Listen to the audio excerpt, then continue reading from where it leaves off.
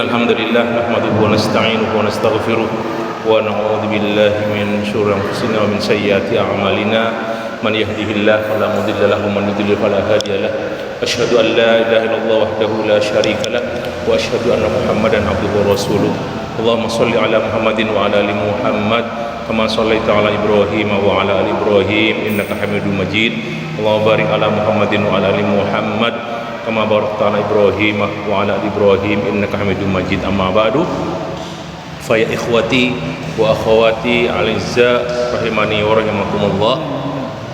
Alhamdulillah kita sudah belajar atau mengkaji hadis-hadis tentang tanda-tanda kiamat kecil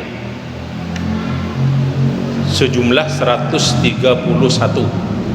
tanda alamah. Nah, setelah ini kita mulai belajar tanda-tanda kiamat besar.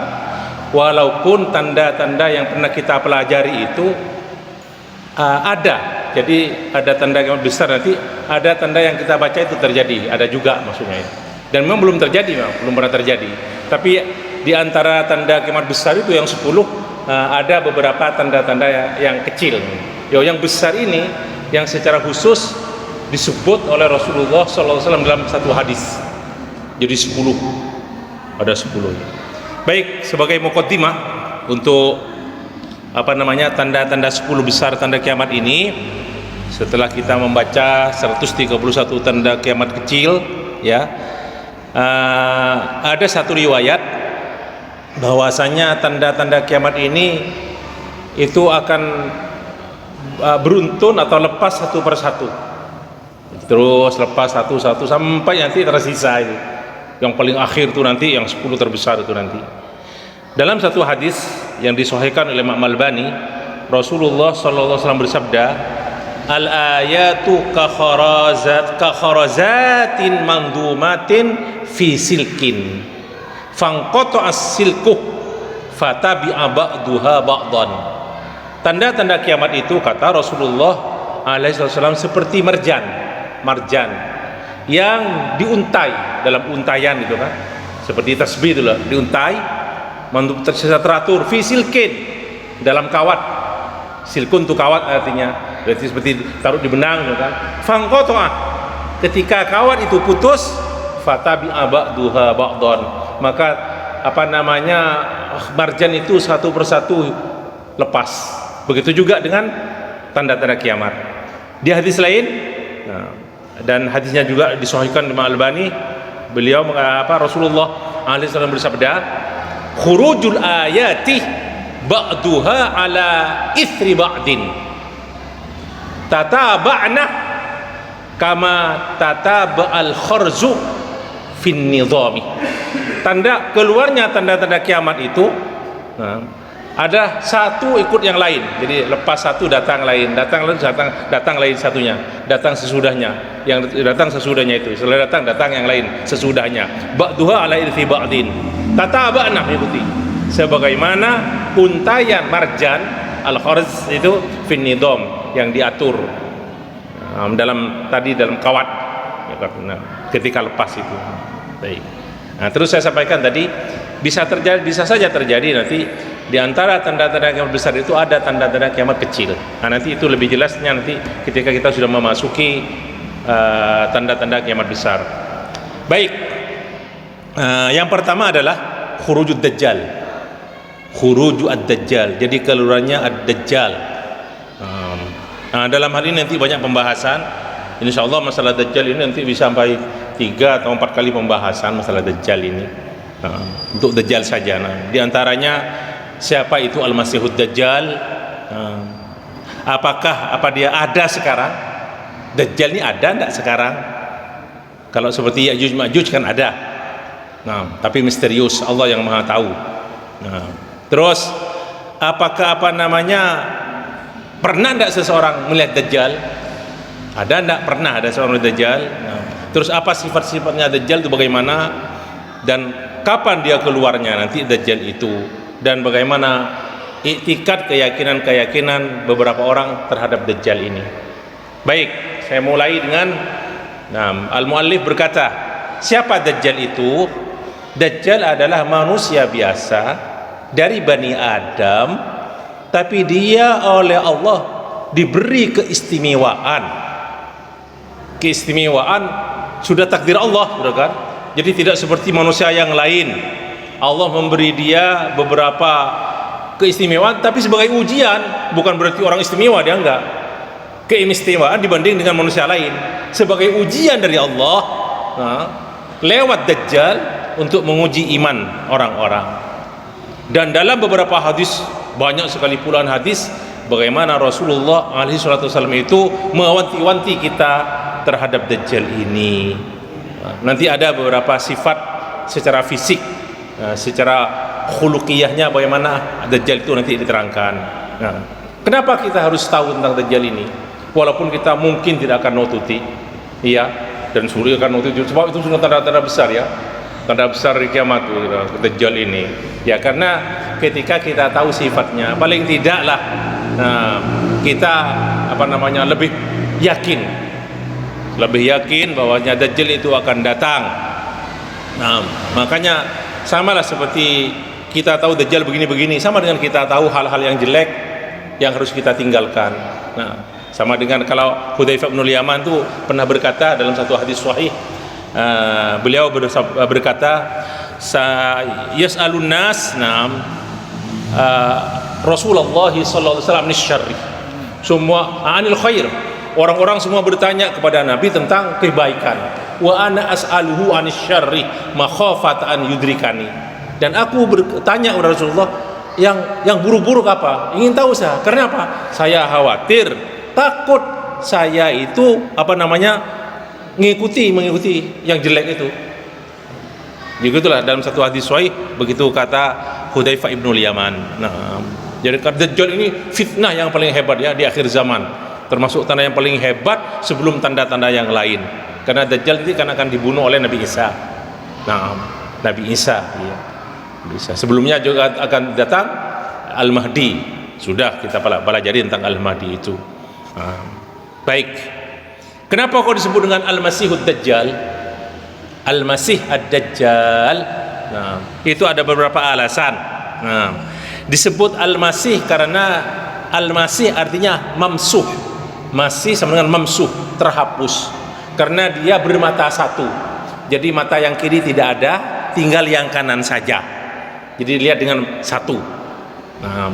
Itulah beberapa riwayat. Tidak ada istilah matanya satu di tengah-tengah, tidak ada. Dalam riwayat itu disebutkan penafsiran dari Al-Masih ini tertutup mata, tidak ada. Yang melek hanya yang kanan. Juga ada juga yang menafsirkan bahwasanya Al-Masih itu bukan membaca Al-Masih, ada yang membaca Al-Misih artinya. Al-Misih. Artinya apa? Karena dia itu yang keliling dunia ketika itu. Nanti ada keterangannya dalam hadis itu. Seharinya pada zaman Dajjal itu seperti 1 tahun, kemudian terus berubah sampai sebulan, sampai seminggu, sampai seperti biasa. Itu nanti sudah pernah kita baca juga hadisnya. Ada juga yang menyebutkan bahwasanya kalau tadi bermata sebelah, ada yang mengatakan makna Al-Masih di sini karena itu salah wajahnya ini memang tidak ada mata sama sekali, yang kiri ini tidak ada alis, tidak ada apa, hanya yang kanan yang ada. Yang kanan yang ada. Terus kenapa disebut Ad-Dajjal? Dajjal itu dikata-kata Dajjal itu artinya, Dajjalannya kadibah, pembohong, bohong. Jadi Dajjal ini pendusta, dia penipu, makanya disebut dengan Ad-Dajjal. Itulah alasan diberi nama Al-Masih Ad-Dajjal. Baik. Kemudian Dajjal ini yang juga mengaku-ngaku sebagai Allah, Rabbul Alamin, dan dia mengajak ketika dia datang orang-orang untuk ikut dia karena dia adalah Rabbul Alamin. Sementara dalam hadis sahih riwayat Imam Bukhari Muslim, Rasulullah alaihi wasallam bersabda, "Innad Dajjala a'waruh." Sesungguhnya Dajjal itu bermata satu. Wa inna rabbakum laisa bi'a'warah. Dan Tuhan kamu tidak bermata satu, laisa bi'a'war.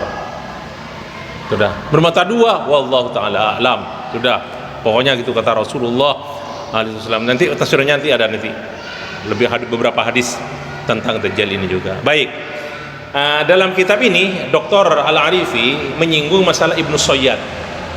Ibnu Sayyad ini adalah seorang pemuda, dan ini hadis sahih ya, riwayat Imam Muslim, pada zaman Rasulullah sallallahu alaihi wasallam. Namanya Ibnu Sayyad, namanya sendiri Sofi, namanya Sofi. Nah, Rasulullah itu pertama kali ragu dengan Ibnu Sayyad ini. Baik, saya baca ceritanya. Jadi ada seorang anak Yahudi, nah namanya terkenal Ibnu Sayyad, nama sendiri itu namanya Sofi. Nah, dan itulah apa namanya, kabur tuh. Dan Rasulullah ragu tentang yang Ibnu Sayyad ini, apakah dia Dajjal atau bukan, gitu kan? Dan terjadilah sesuatu yang terjadi bersama Rasulullah dengan Dajjal, dengan Ibnu Sayyad ini. Dari Abdullah ibnu Umar radhiyallahu anhuma, bahwasanya Umar ibnu Khattab radhiyallahu anhu intalaqa ma'a Rasulillah sallallahu alaihi wasallam, pergi bersama Rasulullah. Nah, fi rahtin, bersama beberapa sahabat lainnya yang jumlahnya tidak lebih dari 9. Rahtun ini antara 3 sampai 9. Pergi kemana? Ke suatu tempat menuju Ibnu Sayyad ini di Madinah nih. Peristiwanya di Madinah. Nah, hatta wajadahu yal'abu ma'as sibyan. Rasulullah menemukan itu dalam surah hatta wajaduhu. Jadi mereka melihat Ibnu Sayyad itu, dia masih muda, dia masih yunahis al-bulu. Jadi dia masih belum baligh, masih hampir baligh. Ya sekitaran umurnya 15 tahunan lah Ibnu Sayyad ini. Nah, apa terus? Ternyata Ibnu Sayyad main bersama anak-anak yang sebaya dia. Nah, inda utumi Bani Maghalah, di atas bangunan terbuat dari batu disebut utum, kepunyaan Bani Maghalah, salah satu apa namanya kabilah yang ada di Madinah dari Ansor, Bani Maghalah. Nah, akhirnya waqad qaraba Ibnu Sayyadin yauma idzin al-hulumah. Waktu itu Ibnu Sayyad itu sudah remaja, ya, hampir baligh sudah. Nah, jadi di sini disebutkan ya perkiraan umurnya dalam tafsirannya itu keterangannya sekitar 15 tahun.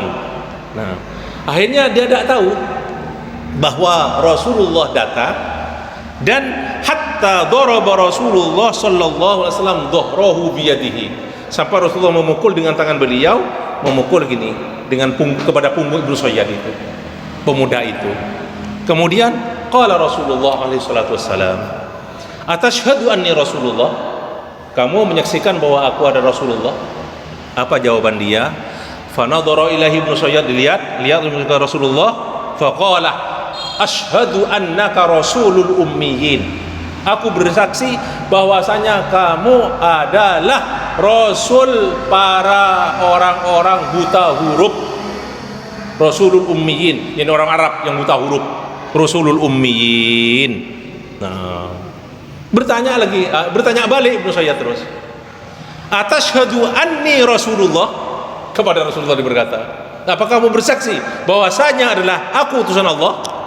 Faraddahu Rasulullah sallallahu alaihi wasallam hatta waqa'a, didorong Ibnu Sayyad Rasulullah sampai jatuh, dorong. Nah, terus berkata Rasulullah alaihi wasallam, amantu billahi wa bi rusulihi, aku beriman kepada Allah dan Rasul-Rasulnya. Nah, kemudian berkata Rasulullah kepada Ibnu Sayyad, mada taro, bagaimana pendapat kamu?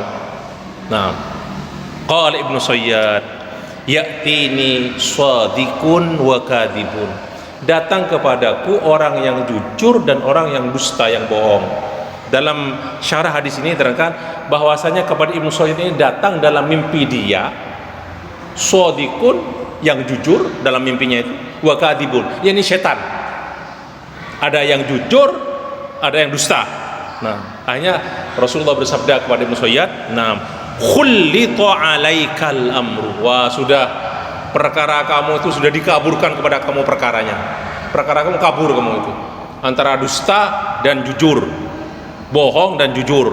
Summa qala alaihi salatu wasalam, inni khabbatu laka khabi'an, nih, sesungguhnya aku sembunyikan untuk kamu sesuatu yang aku sembunyikan, khabi'an.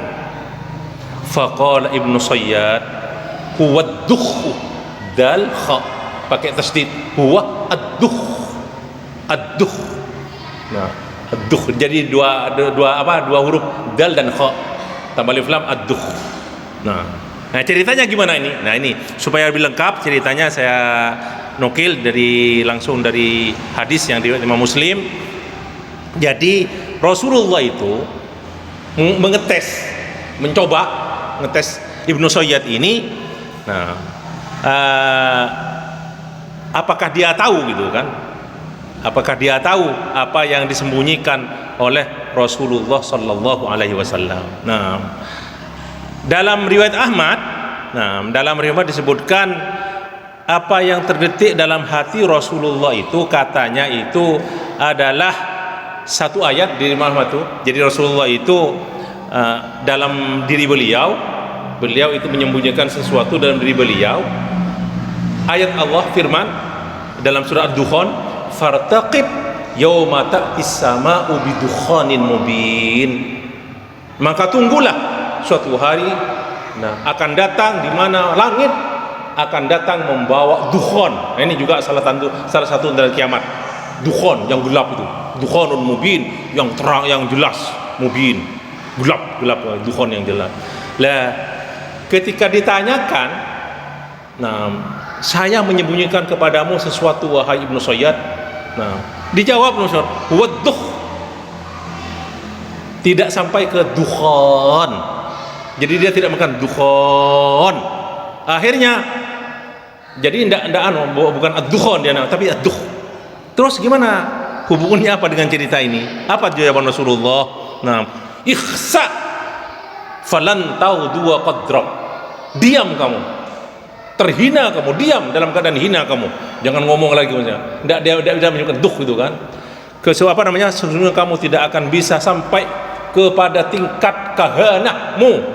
Maksudnya ternyata Ibnu Sayyad ini masih muda belia itu sudah kayak jadi dukun. Jadi dukun, jadi ngaku-ngaku Rasulullah sebagai nabi gitu kan, sebagai Rasulullah. Baik. Akhirnya Umar berkata terus. Jadi itu tidak bisa ad-dukhan. Dari mana tahunya itu? Di syarahnya disebutkan bisa saja setan membawa berita. Ketika Rasulullah itu membawa berita, membaca ayat tersebut. Tapi Ibnu Sayyad tidak bisa mengulangi ad-dukhan itu kan, tidak bisa. Buat dukhan yang disembunyikan ad-dukhan tidak. Tapi sampai ke duh saja. Akhirnya Umar yang bersama Rasulullah ketika itu marah Umar. Ya Rasulullah, zarni adrib unuqahu. Wahai Rasulullah, biarkan saya Rasulullah. Izinkan saya, biarkan saya Rasulullah untuk membunuh dia. Untuk memenggal lehernya. Umar kan marah. Kepada dia. Apa? Faqala Nabiyyu alaihi salatu wassalam. Apa? In yakun huwa falan tusallat alaihi. Wahai Umar, kalau seandainya Dajjal ini ya, Dajjal itu Ibnu Sayyad ini, wahai Umar, kalau seandainya Dajjal, tanda kiamat itu, kalau ini dia Dajjal, kamu tidak akan mampu, tidak akan kuasa mengalahkan dia, kamu tidak punya kekuasaan kamu. Tidak bisa Umar. Jadi tidak mungkin kamu akan membunuhnya, karena Allah sudah memberi dia kekuatan. Yang membunuh dia Nabi Isa alaihissalam, bukan Umar gitu kan. Tidak mungkin, tidak akan mampu. Kemudian lanjutan sabda Rasulullah, wa illam yakunhu, kalau dia memang bukan Dajjal, fala khayra laka fi qatlihi, tidak ada baiknya kamu membunuh dia, biarkan aja dia. Biarkan saja dia. Di riwayat yang lain juga di Sahih Muslim, ceritanya sama dari Abdullah bin Umar juga. Ketika itu Rasulullah katanya lewat ketika mau bertemu dengan Ibnu Sayyad itu lewat mana? Lewat perkebunan kurma secara sembunyi-sembunyi. Ingin tahu Ibnu Sayyad ini. Ternyata dia katanya terus tidur-tiduran kayak gitu. Tidur-tiduran di atas qatifah, ya pakaian gitu kan, tidur-tiduran, dan bersama dia itu Zamzamah dan Romromah. Jadi kayak ngomong samar-samar bicaranya. Rasulullah ingin tahu apa yang dia bicarakan oleh Ibnu Sayyad ini. Ternyata ibunya Ummu Ibnu Sayyad tahu kedatangan Rasulullah sallallahu alaihi wasallam. Akhirnya apa? Akhirnya dia datang memberitahu ke anaknya, ya Sofi. Hada Muhammadun, wahai Sofi, namanya kan Sofi Ibnu Sayyad itu. Ini ada Muhammad. Dia hanya bangkit, dia berdiri, udah ndak ada kata-kata lagi yang samar, kata-kata samar dari mulut dia itu kan. Ya kayak ngomong-ngomong sendiri gitu kan. Akhirnya berkata Rasulullah alaihi wasallam, "Law tarakathu bayyana." Oh, seandainya dibiarkan, tidak diberitahu oleh ibunya, ketahuan jelas siapa Ibnu Sayyad ini. Nah, terus setelah wafatnya Rasulullah alaihi wasallam, Abu Sa'id Al-Khudri, salah seorang sahabat Rasulullah, punya cerita sendiri dengan Ibnu Sayyad ini. Nah, iya, punya cerita sendiri. Nah, itu sudah tidak usah saya ada hadis lain. Nah, ini Abu Sa'id ini. Ceritanya gimana? Suatu ketika saya, kata Abu Sa'id Al-Khudri, kami para sahabat keluar untuk haji dan umrah, hujjajan au umaran. Di antara kami ada Ibnu Sayyad yang tadi itu. Berarti sudah dewasa kan? Waktu itu Rasulullah masih sekitar umur 15-an. Nah, akhirnya ketika di perjalanan kami berhenti, fanazalna manzilan, fatafarraqan nas, berpisah. Jadi istirahat, berpisah, orang-orang berpisah, para sahabat berpisah, kecuali saya dan Ibnu Sayyad. Saya bersama dia. Fastauhashtu minhu wahsyatan syadidatan. Aku merasa enggak enak bersama Ibnu Sayyad, kata Abu Sa'id Al-Khudri. Karena apa? Nah, karena dia tahu bahwa Ibnu Sayyad ini dajjal kan, pendusta. Iya, jadi banyak orang ngomong sudah Ibnu Sayyad pendusta. Tapi nanti akhir ceritanya gimana? Dari pendapat ulama dia kata. Saya baca ceritanya dulu. Nah, terus ketika itu Ibnu Sayyad membawa barang bawaannya disatukan dengan barang bawaan saya, kata Abu Sa'id Al-Khudri. Satukan jadi satu, senang. Fakultu, innal harra syadidun. Wahai Ibnu Sayyad, ini panas sangat terik sekali. Falau wada'tahu tahta tilka syajarah. Kenapa kok tidak kamu letakkan barang kamu di bawah pohon itu biar tidak kepanasan? Nah, fafa'alah. Nah, dipindahlah barangnya di bawah pohon. Nah, dipindah bawah pohon, sudah jauh dari barangnya Abu Sa'id itu Al-Khudri itu. Nah, Abu Sa'id itu nggak enak. Dalam satu riwayat ini ada keterangannya. Kemudian bercerita lagi Abu Sa'id. Nah, farufi'at lada ghanam. Ternyata ada kambing, bukan milik mereka. Katanya ada kebiasaan ketika itu, kalau kambing lomper, dan itu sudah diikhlaskan biasanya oleh pemiliknya. Ikhlas untuk diambil susunya.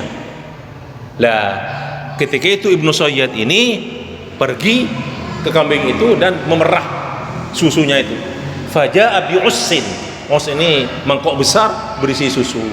Dibawa ke Abu Sa'id Al-Khudri. Nah, berkata dia, "Ishrab ya Sa'id, ya Aba Sa'id."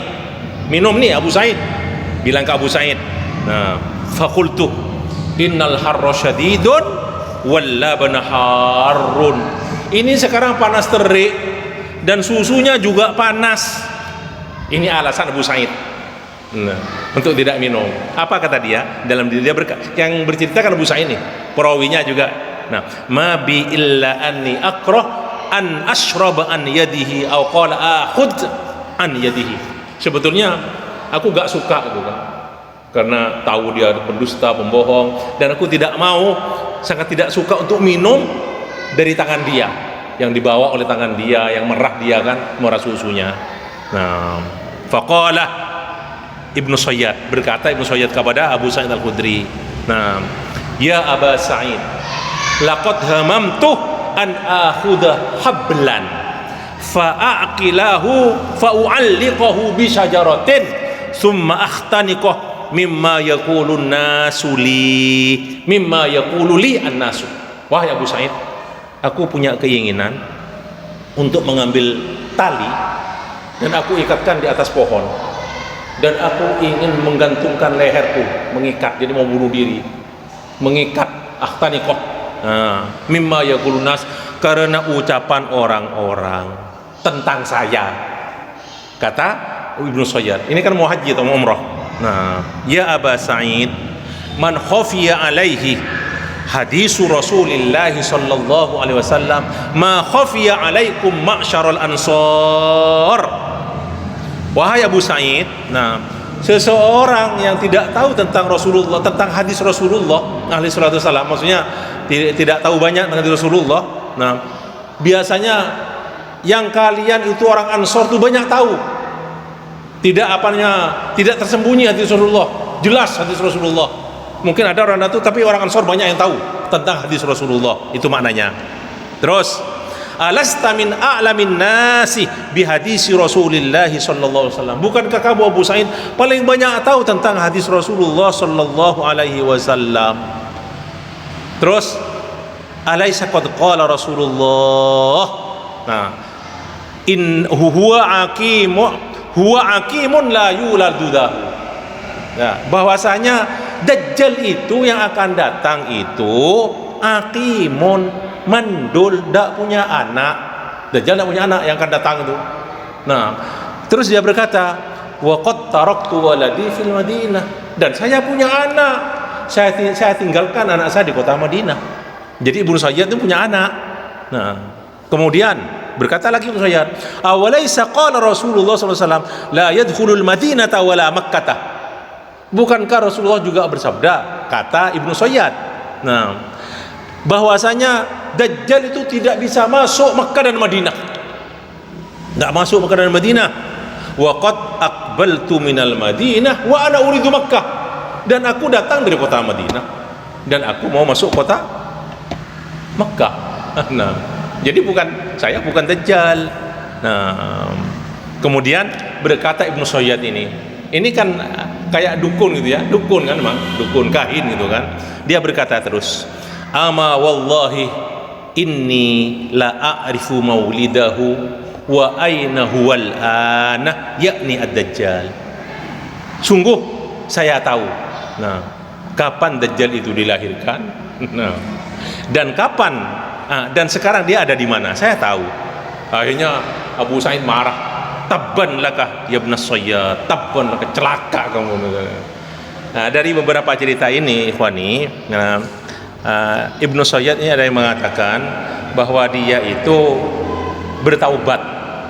Nah, udwa taubat. Malah dalam satu riwayat yang di Sahih Muslim disebutkan, bukankah Rasulullah bersabda bahwasanya Dajjal itu kafir, wa ana muslimun, dan saya orang muslim, dalam satu riwayat di Sahih Muslim.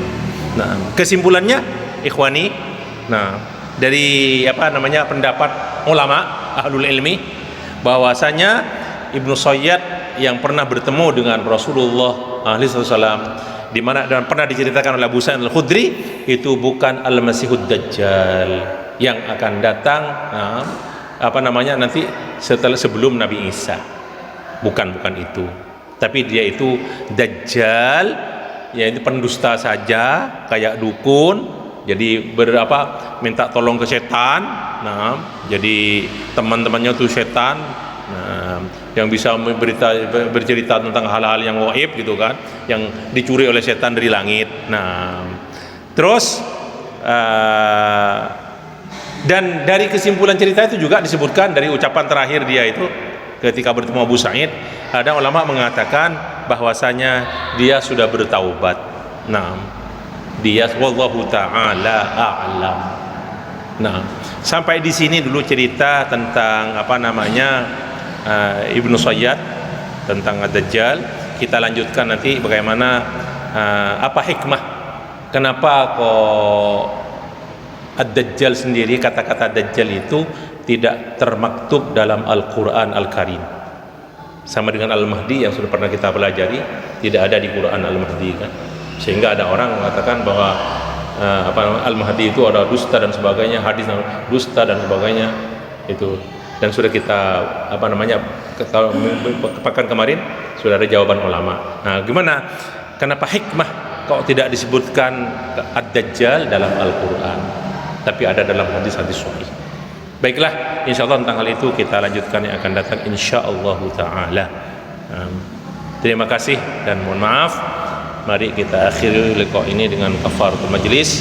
Subhanakallah wa bihamdika asyhadu an la ilaha illa anta astaghfiruka wa atubu ilaik. Wassalamualaikum warahmatullahi wabarakatuh.